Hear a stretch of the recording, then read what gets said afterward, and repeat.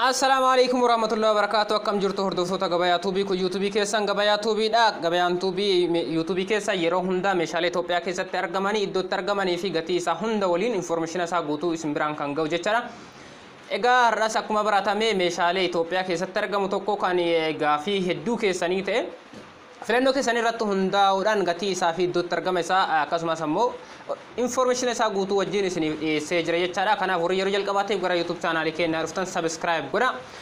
Wantoota asirraa barnoota argattan hiriyoota keessaniif dabarsuuf share godha, like godhaan jajjabeessa. Kanaaf ammoo guyyaa har'aa soofa 60 olii gatii isaa fi iddoon itti argamu hunda waliin qabadhee isiniif dhufee jira jechaadha. Kanaaf warri yeroo jalqabaa dhuftan akkuma dura isiniin jedhe share godha, subscribe godha, YouTube keenya nuuf guddisa. Videoleen nu gadi dhiifnu akka saffisaan isin bira gahuuf subscribe godhaati. Nu hordofaa isiniif jedha. Meeshaalee isiniif dhiyeessu kanarratti hanga xumura isaa yoo hordoftan information isaa guutuu haaluma salphaan argachuu dandeettani. Fakkeenyaaf meeshaalee akkana dura isiniif dhiyeessaa ture irratti lakkoofsa isaa nuuf ergii, gatiin isaa meeqa, iddoon itti argamu jettanii na gaafataa turtani. Kanaaf ammoo information isaa guutuu wajjin isiniif dhiyeessee waan jiruuf hanga xumuraa yoo hordoftani isin biraan information isaa guutuu isaa argachuu dandeettan isiniin jedha. Kanaaf ammoo guyyaa har'aas information isaa guutuu wajjin qabadhee isiniif dhufee jira. Iddoon itti argamuu fi gatii isaa amma kan isin biraan gahu ta'e iddoon itti argamu isaa xumura irratti isin biraan kan gahu jechaadha. Kanaaf hanga xumuraatti nu hordofaati. YouTube channel keenya subscribe godhaan of guddisan isiniin jedha. Kanaaf jalqaba irratti soofaan amma argaa jirtan kun soofa baay'ee tokko bareeda. Gatiin isaa ammoo qarshii 17,500 haaluma salphaan bitattanii itti fayyadamuu dandeessani. Soofa baay'ee tokko bareeda, furdina cimaa qaba, carqiin isaa uffifame jechaadha. Dabalataan ammoo soofaan amma argaa jirtan kun soofa baay'ee tokko bareeda, qarshii 19,500 haaluma salphaan bitattanii itti fayyadamuu dandeettani. Kuma diinoon jidduu jirtu sadarkaa sadii kan qabduu fi teessoo dabalataa of biratti nama tokko teessisuu kan danda'u jechaadha. Kanaaf carqiin inni itti uffifame carqii furdaadha. Tiraasota hedduu kan ofirraa qabu jechaadha. Soofa kana qarshii 19,500 haaluma salphaan bitattanii itti fayyadamuu dandeessani. Egaa inni kunis soofa dizaayina biraati. Soofa kana bitachuu warri barbaadan qarshii 17,500 haaluma salphaan bitattanii itti fayyadamuu dandeessanii jireenya keessan guyyaa guyyaa ittiin geggeessuu dandeessanii. Kun qabeenya keessanii qarshii 17,500 qabannaan haaluma salphaan bitachuu dandeettanii. Gabayaa tuuba ammoo yuutuubii keessanii information kamiyyuu argachuu dandeettanii, wanta gaafii isinitti kamiyyuu argachuu dandeettanii jechaadha. Egaa soofaan kunis soofa dizaayina biraati baay'ee tokko bareeda. Komodiinoon jidduu jiru sadarkaa lama kan qabduu fi innis humna nama hedduu teessisuu danda'u, tiraasota hedduus ofirraa kan qabu, lafarraa dheerina guddaa kan hin qabne akkuma argaa jirtan kana jechaadha. Kanaaf qarshii 15,500 haaluma salphaan bittanii itti fayyadamuu dandeessani. Dabalataan soofaan amma argaa jirtan kun soofa baay'ee tokko bareeda, komodiinoon jidduu jiru sadarkaa sadii kan qabduu fi dabalataan humna nama tokko teessisuu kan danda'u soofa xiqqaa tokko of biratti nama tokko teessisuu kan danda'u ofirraa qaba. Isa bitachuu warra barbaadan qarshii 13,500 haaluma salphaan bitattanii itti fayyadamuu dandeessani. Soofaan kun ammoo soofa gosa biraati, dizaayina biraati, nama hedduu teessisuu kan danda'u, dheerina hedduu qaba, lafarraa immoo dheerina guddaa kan hin qabne, dabalataan nama tokko teessisuu kan danda'u, teessoo biraa of biraa kan qabuu fi komodiinoon jidduu jirtu sadarkaa sadii kan qabdu jechaadha. Kanaaf warri isa bituu barbaadan qarshii 16,500 haaluma salphaan bitattanii itti fayyadamuu dandeessani. Dabalataan soofaan kun soofa baay'ee tokko bareeda, komodiinoon jidduu jirtu humna cimaa kan qabdu jechaadha. Gara arfaniin iyyuu lafa tutte, kanaaf humna cimaa qabdi. Innis baay'ee tokko bareeda, lafarraa dheerina guddaa kan hin qabne, carqiin isa uffifame furdaadha. Tiraasota hedduu kan of biraa qabu jechaadha. Isa bitachuu warra barbaadanii qarshii 18,500 haaluma salphaan bittanii meeshaalee mana keessaniitti dabaltanii jireenya keessan guyyaa guyyaa ittiin geggeessuu dandeessani. Dabalataan soofaan amma argaa jirtan kun soofa baay'ee tokko bareeda, dizaayina haarawaa, carqii gosa hedduu kan qabu jechaadha. Carqiin inni uffifame furdina guddaa kan qabu, komodiinoon jidduu jirtus baay'ee tokko bareedduudha. Humna nama hedduu teessisuu kan danda'u, lafarraas dheerina guddaa kan hin qabne. Isa bitachuu warra barbaadan qarshii 22,500 haaluma salphaan bitattanii itti fayyadamuu dandeessani. Egaa inni kunis soofa gosa biraati, dizaayina bareeda, carqiin isa uffifame tokko bareeda, furdinas kan qabudha. Humna nama tokko teessisuu kan danda'u, teessoo biraa of biraa kan qabu, komodiinoon jidduu jirtus komodiinoo baay'ee tokko bareeddu, cimina guddaa kan qabdu jechaadha. Isa bitachuu warra barbaadan qarshii 18,500 haaluma salphaan bitattanii itti fayyadamuu dandeessani. Dabalataan soofaan amma argaa jirtan kun soofa gosa biraati. Uffisni isaa dagalee lamaanii liizeriidha. Gorri gubbaa ammoo carqiidha. Tiraazoon isaa uffisni isaa carqiidha. Komodiinoon jidduu jirtus bareedduudha. Isa bitachuu warri barbaadan qarshii 18,500 haaluma salphaan bitattanii itti fayyadamuu dandeessani. Dabalataan soofaan amma argaa jirtan kun soofaa baay'ee tokko bareeda. Isa bitachuu warra barbaadan qarshii 32,000 haaluma salphaan bitattanii itti fayyadamuu dandeessani. Bal'ina cimaa kan qabuu fi lafarraa dheerina guddaa kan hin qabne, akkasumas tiraasota hedduu kan of biraa qabu jechaadha. egaa inni kunis soofaa dizaayina biraati sabtachuu barbaadan qarshii 21,000 haaluma salphaan bitachuu dandeettanii humna nama tokko teessuu kan danda'u teessoo soofaa xiqqaa tokkoof biraa kan qabuu fi lafaras dheerina guddaa kan hin qabne tiraasota hedduu of biraa kan qabu carqee furrina qabuun kan uffifamee jiru jechaadha sabtachuu barbaadan qarshii 19,500 haaluma salphaan bitattanii itti fayyadamuu dandeessan jechaadha inni kunis soofaa dizaayina biraati soofaa baay'ee tokko bareedaa uffisni isaa liizeriidha garri gubbaa ammoo carqeedha tiraasonnis uffisni carqeedha komodiinoon jidduu jirtu sadarkaa sadii kan qabdu jechaadha daawwitii kan taate sabtachuu barbaadan qarshii 24,000 haaluma salphaan bitattanii itti fayyadamuu dandeessani inni kunis soofaa dizaayina biraati soofaa baay'ee tokko bareedaa lafarra dheerina guddaa kan hin qabne namni kamuu irra taa'uu kan danda'u humna nama tokko teessuu danda'u teessoo biraa of biraa kan qabu komodiinoon jidduu jiru sadarkaa lama kan qabdu jechaadha akkuma argaa jirtan kana soofaa kana bitachuu barbaadan qarshii 29,000 haaluma salphaan bitattanii itti fayyadamuu dandeessan jireenya keessa ittiin geggeessuu dandeessani inni kun soofaa dizaayina baay'ee tokko bareedaadha komodiinoon jidduu jirtu baay'ee tokko bareedu daawwitee kan taatee fi inni sammuutu tiraasota hedduu kan biraa qabu humna tokko teessuu kan danda'u soofaa lama of biraa kan qabuu fi inni kun nama hedduu teessuu kan danda'u jechaadha soofaa kana bitachuu barbaadan qarshii 25,500 haaluma salphaan bitattanii itti fayyadamuu dandeessan jechaadha egaa inni kunis soofaa gosa biraati baay'ee tokko bareedaa lafarraa dheerina guddaa kan hin qabnee fi bal'ina kan qabu jechaadha irkanni isaas dheerina guddaa kan qabu tiraasota hedduu of biraa qaba humna nama tokko teessuu danda'u soofaa biraa of biraa qaba jechaadha isa bitachuu barbaadan qarshii 27,000 haaluma salphaan bitattanii itti fayyadamuu dandeessan jechaadha dabalataan ammoo soofaa nama argaa jirtan kun soofaa baay'ee tokko bareedaa soofaa kana bitachuu warri barbaadan qarshii 27,000 haaluma salphaan bitattanii itti fayyadamuu dandeessan isas egaa soofaa nama argaa jirtan kun soofaa baay'ee tokko bareedaadha liizeriidha jechaadha akkuma kana dura isin himee soofaa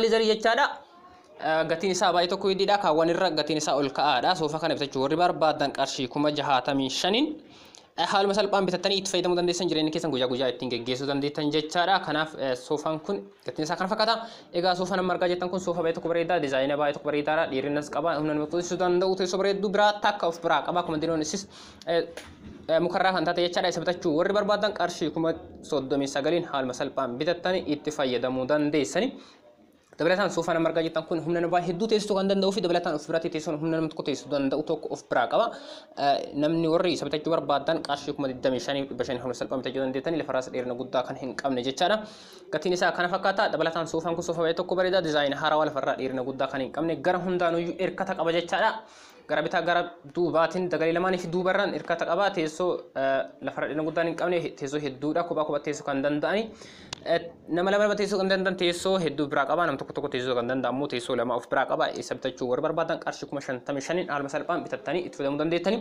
bifa kanaan alaa halluu biraas bitachuu barbaadan ajajaan hojjisiifachuu dandeessanii iddoo barbaadanitti isinii fiduu ni danda'ama kanaaf egaa soofaa kana qarshii 55,000 haaluma salphaan bitattanii itti fayyadamuu dandeessan jechaadha soofaa nama argaa jirtan kun soofaa baay'ee tokko bareedaa uffisni isaa liizeriidha lafarraa dheerina guddaa kan hin qabne hirkata gara hundaanuyyuu kan qabu tiraasota xixiqqaa hedduu of biraa kan qabu gara keessaatiinis hirkata furrina qabu kan qabu jechaadha kanaaf soofaa kana warri bitachuu barbaadan qarshii 45,000 haaluma salphaan bitattanii itti fayyadamuu dandeessan jireenya keessan guyyaa guyyaa itti geggeessuu dandeessan jechaadha egaa inni kun soofaa baay'ee tokko bareedaa iddoo kamittuyyuu geeffamuu kan danda'u teessoo nama tokko teessoo danda'u lama of biraa qaba inni kun ammoo nama hedduu teessuu kan danda'u teessoo biraa of biraa qaba carqeensa uffifamee furrina qaba lafarraa dheerina guddaa hin qabu egaa isa bitachuu warri barbaadan qarshii 38,000 haaluma salphaan bitattanii itti fayyadamuu dandeessan jechaadha egaa soofaan kunis soofaa biraati soofaa baay'ee tokko bareedaadha soofaa kana bitachuu warri barbaadan qarshii 60,000 qopheessinan haaluma salphaan bitachuu dandeessan jechaadha soofaa baay'ee tokko bareedaa nama hedduu teessisuu kan danda'u jechaadha tiraazotas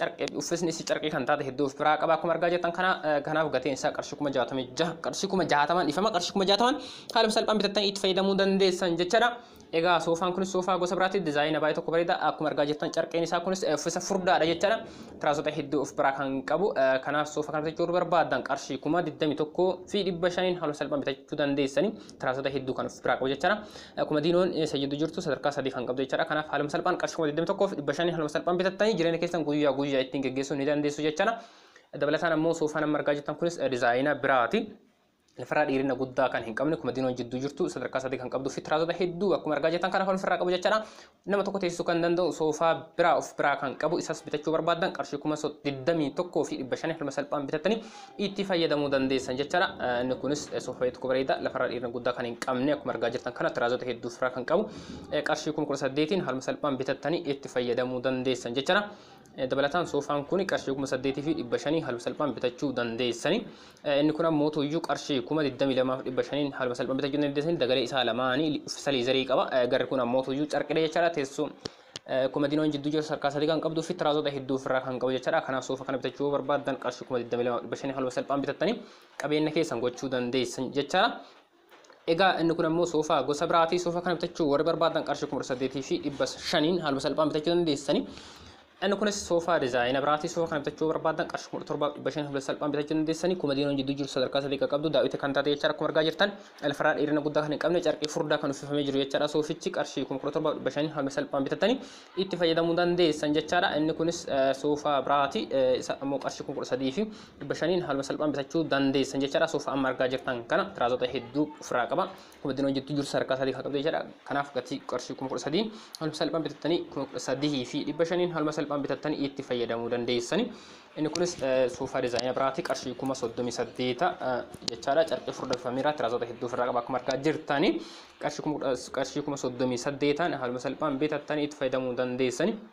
Inni kun soofaa dizaayina biraatii qarshii 26,000 haaluma salphaan bitattanii itti fayyadamuu dandeessan jechaadha. Kun ammoo soofaa baay'ee tokko bareedaa qarshii 18,500 haaluma salphaan bittanii qabeenya keessan gochuu dandeessani. Egaa kunis dizaayina biraatii qarshii 17,000 haaluma salphaan bittanii itti fayyadamuu dandeessan. Soofaa baay'ee tokko bareedaa lafarra dheerina guddaa kan hin qabne komodiinoon jidduu jirtu sadarkaa lama kan qabdu jechaadha. Kophaatti teessoo nama tokko teessuu danda'u tokko of biraa qaba. Isa bitachuu barbaadan qarshii 17,500 haaluma salphaan bitattanii itti fayyadamuu dandeessan. Inni kun ammoo soofaa dizaayina biraatii qarshii 19,500 haaluma salphaan bitattanii itti fayyadamuu dandeessan. Teessoo nama tokko teessisu erga kan hin qabne tokko of biraa qaba. Komodiinoon jidduu jiru sadarkaa sadii kan qabdu daawwiti kan taate jechaadha. Kanaaf soofa kana bitachuu barbaadan qarshii 19,500 haaluma salphaan bitattanii itti fayyadamuu dandeessu. Soofaan kun baay'ee tokko bareedaadha. Carqii furdaa uffifameera jechaadha. Tiraasota hedduu of biraa qaba. Komodiinoon jidduu jiru sadarkaa sadii kan qabduu fi teessoo nama tokko teessuu danda'u tokko of biraa qaba jechaadha. Isa bitachuu barbaadan qarshii 23,500 haaluma salphaan bitattanii itti fayyadamuu dandeessani. Inni kun soofaa amma darbeen wal fakkaataa carqiin isaas baay'ee tokko furdaadha. Lafarra dheerina guddaa hin qabu. Komodiinoon jidduu jirtus baay'ee tokko bareedduudha. Bal'ina kan qabdu jechaadha. Isa bitachuu barbaadan qarshii 22,500 haaluma salphaan bitattanii itti fayyadamuu dandeettan jechaadha. Egaa hordoftoota keenya soofonni guyyaa har'aa isiniif dhiyeesse kanuma hangammaa isin biraan gahaa ture. Kanaaf soofota kana haaluma salphaan argachuu akka dandeettani jechaadha. Waastinaa waggaa 4 kan qaban jechaadha. Soofaan kun gaarantii waggaa 4 qabani. Kanaaf magaalaa Finfinnee keessatti haaluma salphaan argachuu dandeettan. Miinaa Farniichar kan jedhamu magaalaa Finfinnee keessatti argamuu argachuu dandeettanii jiraattota magaalaa Finfinneetii fi geejjiba hanga fe'anii soofaa kana mana geessanitti gatiin isaa tole jechaadha. Jiraattota magaalaa Finfinneetii fi teessoon isaa magaalaa Finfinnee keessatti sadarkaa jalqabaa irratti jaamoo tokkoffaa warshaa daawwitii fuulduratti argachuu dandeessanii. Lammaffaa irratti ammoo daandii maganaanyaa irraa buutanii gurdi shaaloo seentar kan jedhamu fuuldura isaatti gamoo jiru sadarkaa tokkoffaa irratti haaluma salphaan argachuu dandeettani. Sa'aatiin hojii isaa ammoo wiixata hanga sanbata xiqqaatti ganama sa'aatii 2 hanga galgala sa'aatii 2 argachuu dandeessani.